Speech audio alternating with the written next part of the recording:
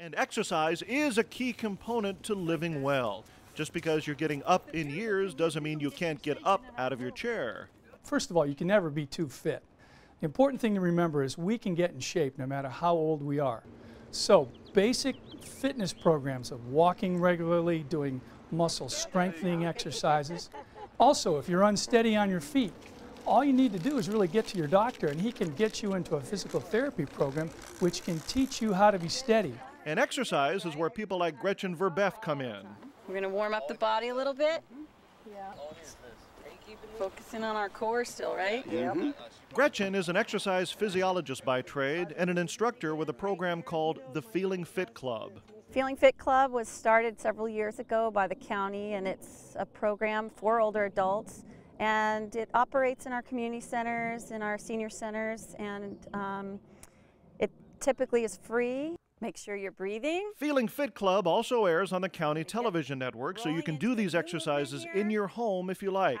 Exercises designed for seniors, not 20-somethings with bulging biceps. Well, a lot of older adults are scared to exercise. That term comes with a stigma, and so we really want to encourage physical activity as opposed to, fitness. A lot of people say, well, if I take an exercise program, I can't keep up. Well, I'm here to tell you that no one expects you to keep up. The programs through the Feeling Fit Club and the programs at the YMCA and many, many community-based programs are progressive. So you can come in at any level that you are. If you can only do one of something, that's okay. It's important to note, muscle mass is directly related to bone mass. If your muscles are getting exercise and blood flow regularly, that'll make your bones stronger. So if you do fall, you're less likely to break an arm or a hip. Even though we get old, we can still stay in shape. We can still prevent falls. We can still stay healthy. There's lots of different things we can do to stay in shape, even when we're in our 80s and 90s. To see how they're gaining strength and their ability to walk with balance, to regain balance after they've lost balance and prevented a fall, to hear the testimonies of people coming back all the time about how they're able to stand up from a chair. It can be done with people who are chair-bound. They've come in with walkers or canes, some kind of assisted device, and within a certain time period, and it varies for each person, they're able to stand up and walk again. But all the exercise in the world won't do much good if you're not eating healthy every day, or worse, skipping meals. That happens all too often. Fresh fruits and vegetables, meals low in fat, and remember to drink plenty of water. You can take calcium to prevent osteoporosis. Keep yourself healthy and hydrated, and your risk of a fall goes down. Okay, let's go over what we've learned so far. Falling is common among seniors, too common, and many times it's preventable. Seniors need to take care of themselves. That means eating a proper diet, getting exercise, and closely monitoring medications, and letting others know what medications you're taking. In other words, empowering yourself to take control over your health. When you have control over your body, you live with confidence, not fear, and that makes you a lot less likely to fall. Okay, that's it for your body. What about your environment? Your home is an important part of fall prevention. Your fairly typical home in your fairly typical neighborhood. Older home, older resident. I've been retired for a while, and I'm lazy. Shirley Spalding likes to joke around. She also likes to be outside. If I could have my druthers, I like gardening. I love plants. I like to see things grow.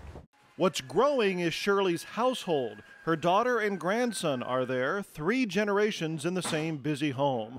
A lot of activity, a lot of clutter. I try to walk very carefully looking ahead, and I hang on to things like walls. Take a look around. The bathroom doesn't have the greatest lighting. In the shower, there's hardly anything to hold on to. There's a low toilet seat. Into the kitchen, there are a lot of things on the countertops. Living room, boxes are stacked all over the place. Video game controls and wiring are scattered. It's all tough to navigate for someone who's 74, blind in one eye, and going blind in the other. You're always looking and trying to anticipate so you won't fall, because you know if you fall, you're in deep trouble. Shirley works to organize her medications, and there are a lot of them. And I have 3 different eye drops, but then I have about 8 other pills. That if the blood pressure's out of whack, or this is out of whack, or something else is out of whack, big S on then I take them. And one of the biggest problems I have is my blood pressure is never stable. Sometimes it's very, very high. Then I have to take a pill to lower it. It's all over the place. I'm not stable. Remember, somebody on a lot of medications and poor vision runs a very high fall risk, especially living in a busy home with some clutter. There are ways to get around this for little money. How? Enter Joanne Price, who chairs the county's Fall Prevention Task Force. She's with Shirley's daughter, April, in the kitchen. The first thing we want to talk about is the lighting. We want to make sure that there's enough lighting to see what's going on all around and not just a spot lighting. Because as we age, your mom, she needs more light to see the same thing that she could see when she was younger. Should those be brighter? We can make these a little bit brighter for her, and I like this overhead. That's really good. So we have 2 sources of light in the kitchen. That's real good.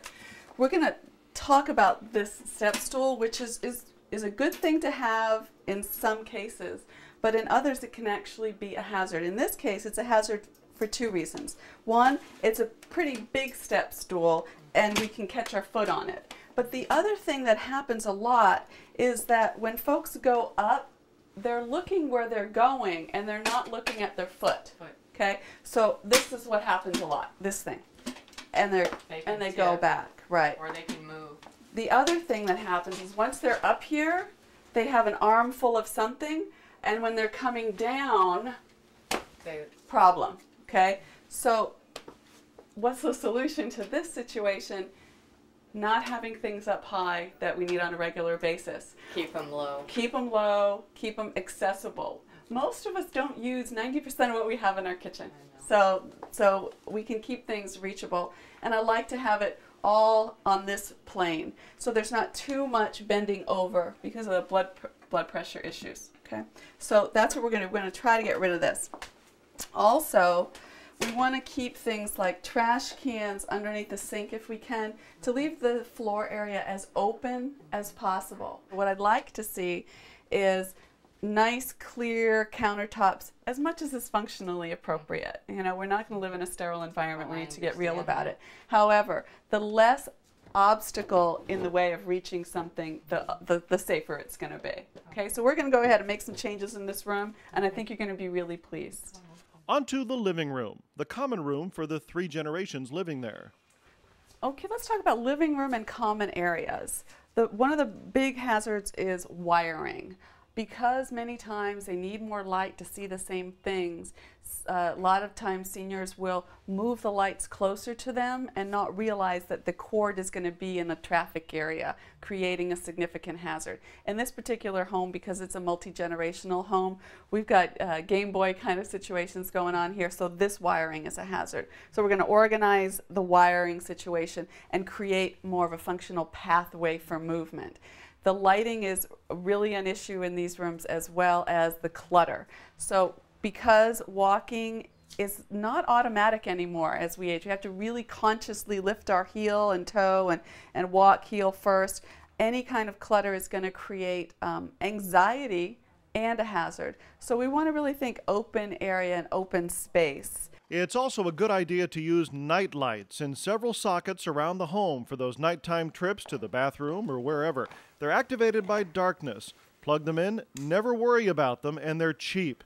You can also try those little tap lights. Battery operated, put one on your nightstand. Grab it, turn it on, walk around with it just like your own personal flashlight. It's all about having good, safe pathways.